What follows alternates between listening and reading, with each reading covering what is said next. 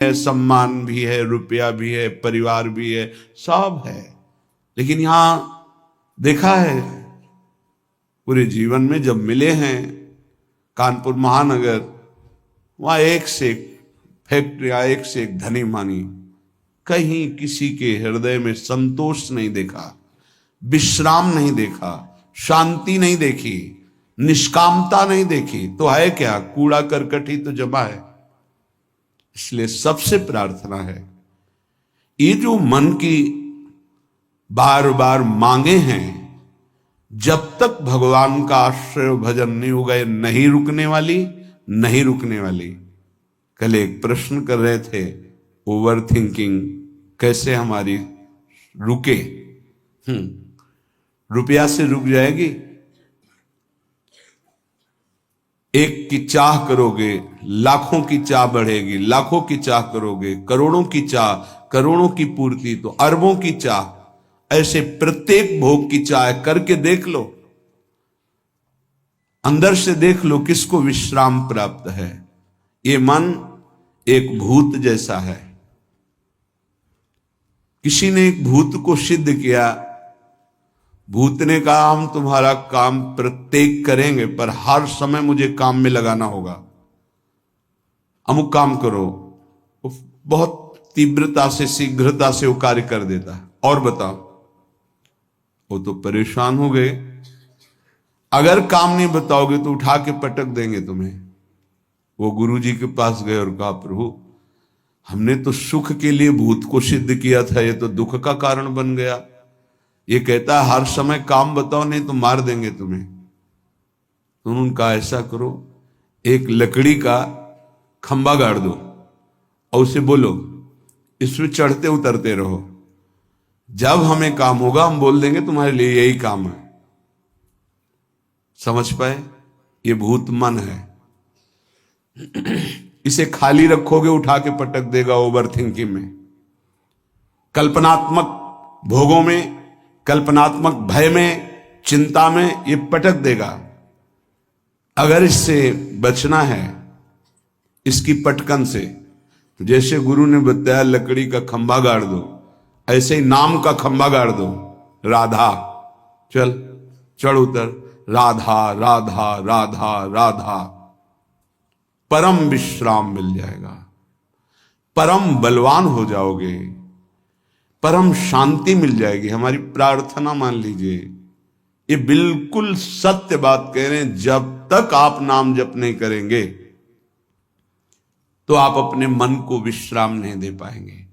और आप सब कुछ कर रहे हैं मन के सुख के लिए, मन की शांति के लिए, पर जिस मार्ग में चल रहे हैं दुखालयम अशाश्वतम, कैसे आपको इस नाशवान भोगों में शांति मिल सकती है? नहीं। विश्वास कीजिए, बहुत प्रीति से कह रहा हूं, बहुत अनुभव की, संतों की बात कह रहा हूं। यदि भगवान का आश्रय लेकर नाम जप नहीं किया तो तुम्हारा किया कराया सब मिट्टी है।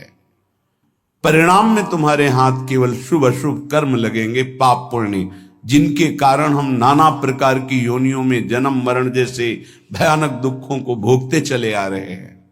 इसलिए भगवत चरणारविंद में परम सुख है, विश्राम है, शांति है, और वहीं हमें जाना है। भटक लो जितना भटकना है, लौट के तो यहीं आना है। ये भ्रम ऐसा बैठ गया है बड़े बड़ों के हृदय में कि धन से सुख है। बहुत विचित्रता माया की, ये सबके दिमाग में बैठ गया है। कोई बिरला ऐसा है कि इसकी इस पकड़ से बाहर हो, नहीं तो सबके दिमाग में बैठा है। गृहस्थ हो, विरक्त हो, बूढ़ा हो, जवान हो, सबके दिमाग में माया ने बैठा दिया, धन के द्वारा ही सुखी होगे। देख लो, बिल्कुल विश्वास मानिए। ये वो माया की चाल है जो आपके समय को, आपके चिंतन को, आपके आश्रय को नष्ट करके आपकी दुर्गति करवाएगी। अभी आपको पता नहीं चल रहा। जैसे अंधा आदमी गहरे कुएं की तरफ गिरने जा रहा है, उसको दिखाई नहीं दे रहा, देखने वाला दौड़ करके उसे बचाना चाहता है, वो नहीं मानता, ऐसे दिखाई देता, गया गया ए गया। धन का इतना बड़ा प्रभाव कोई बिरला ही ऐसा है जिसके दिमाग में ये न चल रहा हो कि मुझे धन चाहिए। बिल्कुल आप आनंद पूर्वक विचार कर लीजिए, वृंदावन की भूमि में बैठे हैं, अगर किसी के हृदय में आता है कि मुझे नहीं चाहिए, वो भगवद आश्रित होगा। दूसरी कोई ऐसी वृत्ति नहीं जिसके द्वारा धन से आकर्षित न कर लिया जाए। प्रवचन करना, प्रभु का श्रृंगार करना, धार्मिक कार्य करना, ये सब बाहरी बात होगी। ये बाहर की वृत्ति, बाहर से हम बोल सकते हैं हम बड़े त्यागी हैं, हम बैरागी हैं, बोल सकते हैं, बोलने में बहुत सरलता है, सहजता है, लेकिन स्थिति में सत्य को साक्षी करके, भगवान को साक्षी करके देखो, हृदय में हर चेष्टा का फल धन की मांग है। ये हम नहीं कह रहे, हमारे शास्त्र कह रहे हैं। दूसरी माया की विशिष्ट आकर्षण शक्ति काम भोग, 3 में फांस दिया गया है।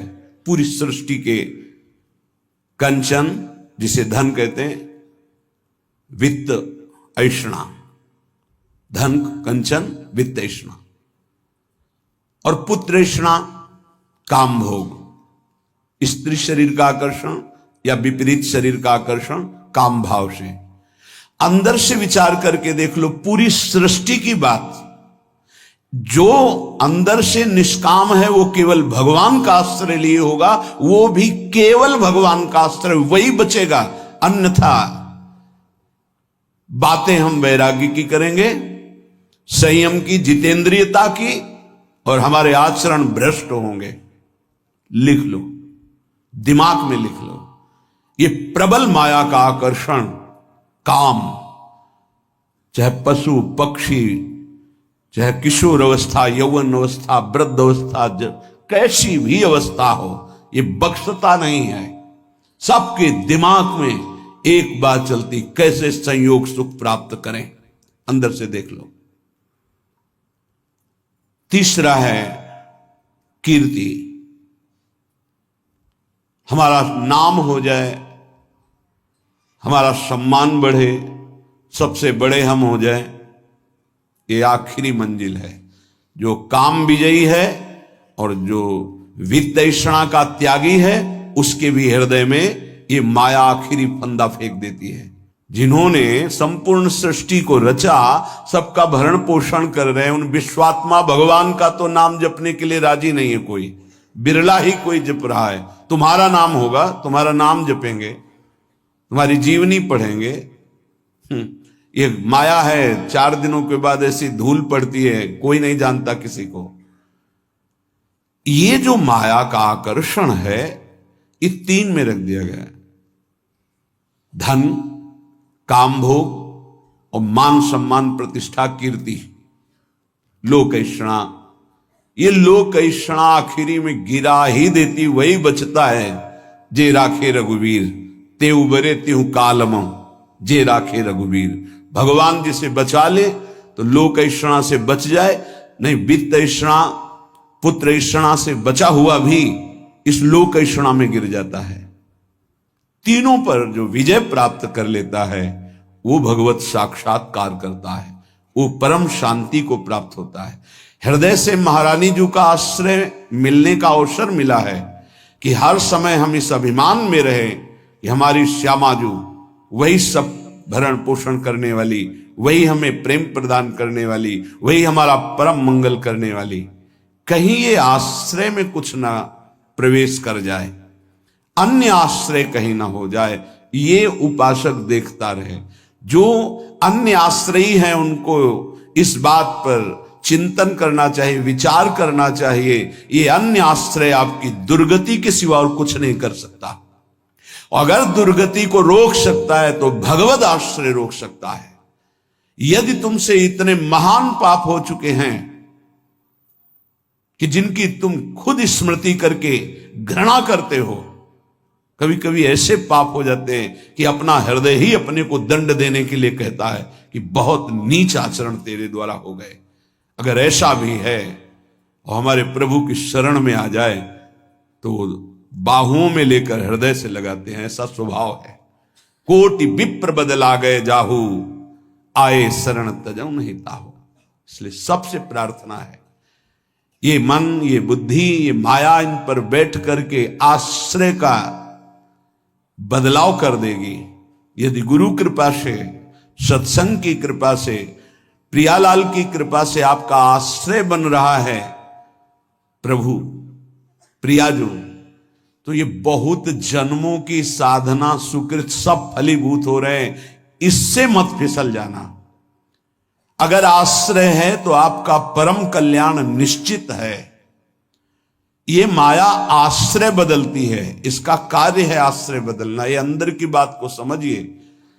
हम ब्रह्मचारी नहीं हैं, हम संयमी नहीं हैं, हम तपस्वी नहीं हैं, भजनानंदी नहीं हैं, चलेगा। पर हम प्रियाजू के हैं, प्रियाजू के सिवा हमारा कोई नहीं है, ये आपको भगवत प्राप्ति करा देगा। यद्यपि भक्त अनन्य जो विषय इंद्रियन बस होए, कर्मठ कोटि जितेंद्रियन तहि सम लय न हो। उसकी समानता करोड़ों कर्मकांडी और जितेंद्री नहीं कर सकते जिसके हृदय में अनन्यता आ गई है। इसलिए प्रार्थना है, समस्त साधनाओं का जो फल है वो आश्रय है। भागवत में बहुत बड़ी महिमा इस आश्रय की वर्णन की गई। आखिरी है 10वां आश्रय। नवधा भक्ति में 9वीं भक्ति पूर्णता है आत्मसमर्पण। यदि आप अपना मंगल चाहते हैं तो आप खुद देख लीजिए कितने बड़े साधना में आपका प्रवेश है। ईमानदारी से देख लीजिए। भरोसा नहीं है 1 मिनट बुद्धि का भी कहती भगवान प्यारे लगते, थोड़ी देर में कहेगी विषय प्यारे लगते हैं। इसका निर्णय ठीक नहीं है, पागल है ये। हमारी जो बुद्धि है वो पागल है। एक क्षण में कहती ये मार्ग सत्य है, दूसरे क्षण में उत्तर देने लगती है। ऐसी बुद्धि का भरोसा नहीं। कितनी बड़ी साधना हो, अपराध बन जाए, वैष्णव अपराध, गुरु अपराध, इष्ट द्रोह, गुरु द्रोह, सर्वनाश हो जाता है। एक आश्रय है तो वो बचाता है, भगवद आश्रय। आश्रय को आप यदि समझ लें तो निश्चिंत हो जाएंगे, निर्भय हो जाएंगे, निःशोक हो जाएंगे। आप प्रभु के अंश हैं। ये प्रकृति प्रभु के द्वारा रची हुई है। ये भगवान का एक जादूमय खेल है। आप उनके अंश होकर इस खेल में फंस रहे हैं। वही गुरु रूप से, शास्त्र रूप से आपको इस खेल से निकलने का उपाय बता रहे हैं। पर आप ऐसे कपटी स्वभाव के हैं, छली स्वभाव के हैं। वो सर्वज्ञ प्रभु और गुरुदेव से भी छल करता है। हंसी की बात यह है कि जो तुम्हारा परम हित, परम मंगल, परम कल्याण प्रतिपल सोच रहे हैं, तुम उनसे छल और कपट कर रहे हो, केवल माया प्रेरित होकर के। क्या नहीं पता, क्या नहीं पता। तुम्हारे मन में जो स्फुरित होता है प्रभु को स्फुरित होने के पहले पता है नहीं। प्रभु कह रहे हैं और सब चलेगा। मोहि कपट छल छिद्र न भावा। और अगर अवगुण है तुम्हारे, धीरे धीरे सब ठीक हो जाएंगे। जन अवगुण प्रभु मानन काऊ, दीन बंधु अति मृदुल स्वभाव। लेकिन यदि आपके अंदर छल कपट है तो प्रभु कह रहे मोहि न भावा। नहीं, हम पापात्मा हैं, गलतियां हुई हैं, जैसे हैं नाथ आपके हैं, आपके सामने हैं। इससे आश्रय तत्व पुष्ट होता है। इसी आश्रय से घोर पातिकी को भगवत प्राप्ति हो जाती है। एक बार आश्रय ले लिया तो हमारे प्रभु छोड़ने वाले नहीं, आप छोड़ सकते हो, आपका स्वभाव है। प्रभु नहीं छोड़ेंगे। आश्रय का इतना विशेष महत्व है। जैसे कई बार सत्संग में सुनाया कि जगन्नाथ जी के श्रीअंग पार्षद कुसंग वशात वैश्यागामी हो गए। जब ये पता चला तो उनको बुलाया और कहा कि आप श्रीअंग सेवा भी करते हैं और वैश्या के संयोग में जाते हैं, तो 2 में से एक को स्वीकार करें। या तो जगन्नाथ जी के श्रीअंग की सेवा या वैश्या के संग। कामासक्त चित्त हो गया था, इसलिए जगन्नाथ जी की सेवा छोड़ दी। पर खास बात आश्रय नहीं छोड़ा, जगन्नाथ जी की प्रसादी पादुका अपने साथ ले गए। एक बार उठाकर सर में पादुका रख लेते और छाती से लगा के कहते, प्रभु मैं आपकी माया में फंस गया हूं, मेरी हिम्मत नहीं कि मैं इसका संग छोड़ सकूं, मैं आसक्त चित्त हो गया हूं। कई वर्षों के बाद जब उनका शरीर पूरा हुआ तो जगन्नाथ जी ने अपने पार्षद को आदेश किया, जैसे मेरे पार्षदों की अंतिम क्रिया होती है, अंत्येष्टि संस्कार होते हैं, वैसे उसका करो। तो उन्होंने कहा, प्रभु उसने तो आपको छोड़ दिया, वैश्या को स्वीकार किया, अब हम कैसे कर सकते हैं? तो उनका जगन्नाथ जी ने कहा, नहीं, उन्होंने छोड़ दिया लेकिन हमने नहीं छोड़ा, हमारा स्वभाव छोड़ने का नहीं है। आप इस बात पर ध्यान दीजिए, कितना भी अपराध बन जाए भगवान अपने भक्त को नहीं छोड़ते। नामे भक्ता प्रणश्यति, वही जब अंत्येष्टि क्रिया बाहरी भगवान आदेश कर रहे हैं तो उनकी अंतिम गति में क्या भगवान कोई गड़बड़ी होने देंगे क्या? परम पद की प्राप्ति होगी। एक बार भगवान स्वीकार कर ले, आप आश्रित हो जाए। एक बार कृष्णदास जी जो पुष्टि मार्गी हैं, आचार्य चरण से कुछ ऐसा, तो बाजार में देखा सुंदर जलेबी बन रही थी, इससे देखो ओ ये तो श्रीनाथ जी के लिए बहुत सुंदर, तो भाव में भर गए। तो उधर जब आचार्य चरण ने पर्दा खोला तो श्रीनाथ जी जलेबी पा रहे थे। तो कहा, जय जय, बाजार की वस्तु तो आपको भोग लगती नहीं और हमने अभी लगाया नहीं, ये कहां से आप पा रहे हैं? उन्होंने भाव में लगाया भोग और यहां साक्षात श्रीनाथ जी पा रहे। उनका कृष्णदास ने बाजार से भोग लगाया है। वह प्रभु कृष्णदास जी का तो त्याग कर दिया गया है, फिर आप भोग? बोले, आप आचार्य हो, आप गुरु हो, आप त्याग कर सकते हो, पर मेरा स्वभाव नहीं। एक बार जिसे पकड़ लिया उसे मैं कभी छोड़ नहीं सकता, वो भले मुझे छोड़ दे, मैं उसे नहीं छोड़ सकता। भाई जी महाराज से स्वामी अखंडानंद जी ने कहा, आप अपने मन की कोई एक बात बता दें। तो यही बात बताई कि उमा राम स्वभाव जिन जाना, ताहि भजन तजी भाव न आना। जिसने भगवान का स्वभाव जान लिया उसे भजन को छोड़कर और कुछ अच्छा नहीं लगता। मान लीजिए, कृपा कर दीजिए, अपने ऊपर कर दीजिए, हमारे प्रभु का नाम तुम्हारी समस्त समस्याओं का समाधान है।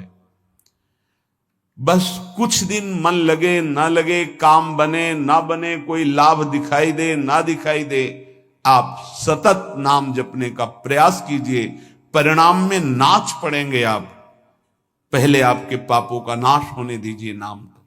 नाम का प्रभाव महाअमृत में, जिसने नाम को स्वीकार किया, चाहे वो जैसा रहा हो, उसका परिणाम बड़ा मंगलमय निकला है।